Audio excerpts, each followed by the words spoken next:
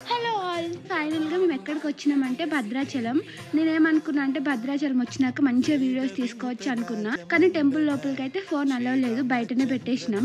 మా దర్శనం అయ్యే వరకు అయితే 2 hours అయింది. నార్మల్ దర్శనమే చేసుకున్నాం. ఆ లోపలనే అన్నప్రసాదంకి ఫ్రీగా టోకెన్ ఇస్తున్నారు, అది కూడా తీసుకున్నాం. అన్నప్రసాదం కౌంటర్ వచ్చేసి కింద ఉంటది, టెంపుల్ కొండ మీద ఉంటది కదా, అక్కడ నుంచి ఆన్ ది వేలో ప్రసాదం కూడా తీసుకున్నాం. తర్వాత వెంటనే వెళ్ళి నాని మొబైల్స్ తీసుకొని వచ్చిండు, ఇప్పటి నుంచి అయినా వీడియోలు తీసుకోవచ్చని. భద్రాచలంలో అయితే ఫుల్ వేడిగా ఉండే, చూడండి నాని నేను ఎట్లా అయిపోయినామో. ఇంకా మాకైతే టెంపుల్ లో పంతులు గారు ఇట్లా బొట్టు పెట్టిర్రు, చాలా మంచిగా అనిపిస్తుంది కదా. అండ్ అక్కడైతే అన్నప్రసాదం 11:30కే స్టార్ట్ అయిపోయింది.